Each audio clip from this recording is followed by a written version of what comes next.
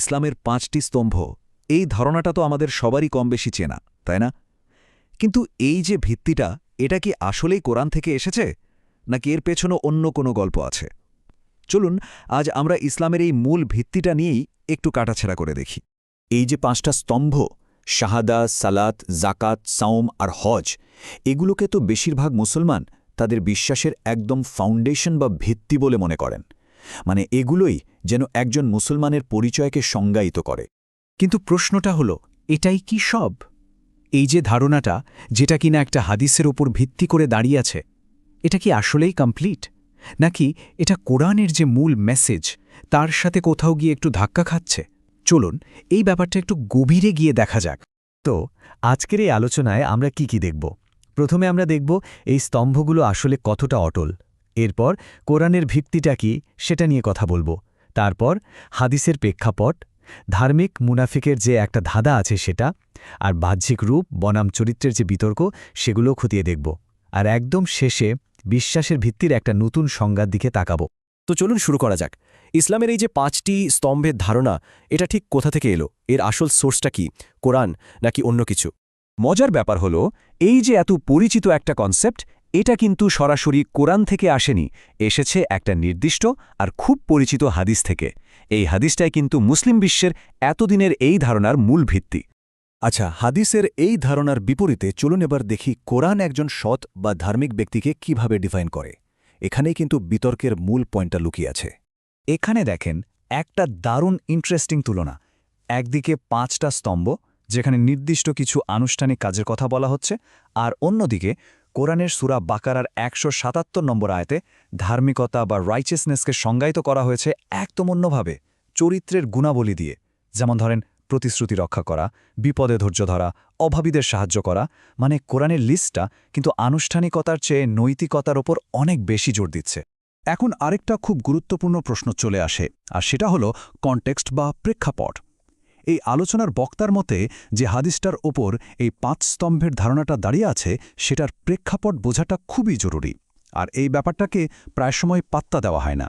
মানে ভাবুন তো একবার, এই হাদিসটা কি এমন কোনো সময়ে বলা হয়েছিল যখন পুরো কোরআন আর এর সব আইন কানুন নাজিলই হয়নি? নাকি এটা কোনো নির্দিষ্ট শ্রোতার জন্য বলা হয়েছিল, মানে তার যা প্রয়োজন ঠিক সেই অনুযায়ী উপদেশ দেওয়া হয়েছিল? অথবা নবী কি আসলেই চেয়েছিলেন যে তার এই একটা কথা সার্বকালের জন্য একটা আইনি ভিত্তি হয়ে যাক? বক্তার মতে প্রেক্ষাপট না বুঝে একটা কথাকে ইউনিভার্সাল নিয়ম হিসেবে ধরে নিলেই কিন্তু নানা রকম কনফিউশন তৈরি হতে পারে। এখন আমরা এই আলোচনার সবচেয়ে ইন্টারেস্টিং আর ভাবনার মতো একটা জায়গায় চলে এসেছি। একটা জায়গা যা মাথায় এক ধরনের দ্বন্দ্ব তৈরি করে দেয়। ধরেন একজন মানুষ আছেন যিনি এই ৫টা স্তম্ভ একদম অক্ষরে অক্ষরে পালন করেন, দিনে ৫ বার নামাজ পড়েন, রমজানে রোজা রাখেন, জাকাত দেন, হজ করেছেন, শাহাদা তো বলেনি। সোজা কথায় সমাজের চোখে তিনি একজন আদর্শ ধার্মিক মুসলিম।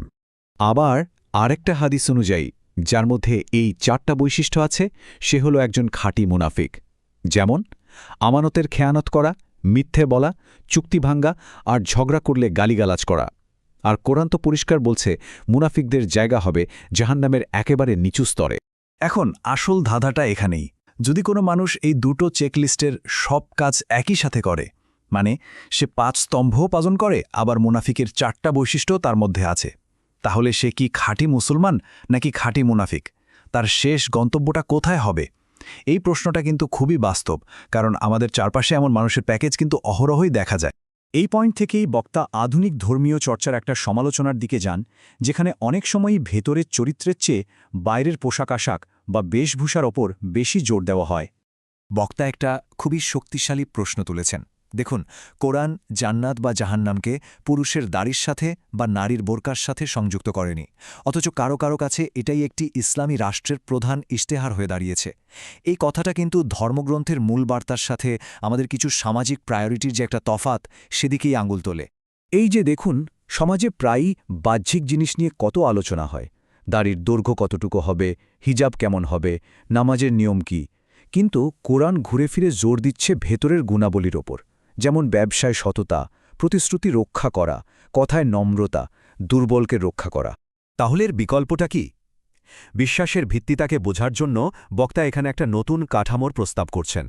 মূল আইডিয়াটা হল, এই ৫টা স্তম্ভকে পুরো বিল্ডিং হিসেবে না দেখে বরং বিল্ডিংটা বানানোর জন্য দরকারি টুলস বা সরঞ্জাম হিসেবে দেখা। মানে এগুলো ফাইনাল গোল না, বরং গোলে পৌঁছানোর একটা উপায় মাত্র। বক্তার প্রস্তাবিত এই কাঠামো অনুযায়ী বিশ্বাসের একদম ফাউন্ডেশন বা ভিত্তি হল ইনসাফ বা ন্যায়বিচার, আর লক্ষ্য বা গোল হল একটা ন্যায়পরায়ণ আর আলোকিত সভ্যতা গড়ে তোলা। আর নামাজ, রোজা, জাকাতের মতো স্তম্ভগুলো হল সেই লক্ষ্যে পৌঁছানোর জন্য আমাদের হাতে থাকা সরঞ্জাম বা টুলস। এই যে লোগোটা দেখছেন, এটা হলো সেই চূড়ান্ত লক্ষ্যের একটা ভিজুয়াল রিপ্রেজেন্টেশন, এমন একটা আলোকিত সভ্যতা যেটা দাঁড়িয়ে থাকবে ন্যায়বিচার, স্বাধীনতা আর সমৃদ্ধির ওপর। এটাই হচ্ছে মূল উদ্দেশ্য। তো এই যে পুরো আলোচনা, এটা শুধু একটা সমালোচনা না, বরং এটা ভবিষ্যতের পথ নিয়ে নতুন করে ভাবার একটা বড় আহ্বানেরই অংশ, যেমনটা দি আর্কিটেক্টস অফ টুমরো বইটাতে তুলে ধরা হয়েছে। তাহলে একদম শেষে এসে প্রশ্নটা এটাই দাঁড়ায়, বিশ্বাসের ভিত্তি কি কেবল কিছু নিয়মের একটা লিস্ট, নাকি এটা একটা উন্নত চরিত্র গড়ে তোলার ব্লুপ্রিন্ট? এই প্রশ্নটা নিয়ে ভাবার অনেক অবকাশ রয়ে গেল।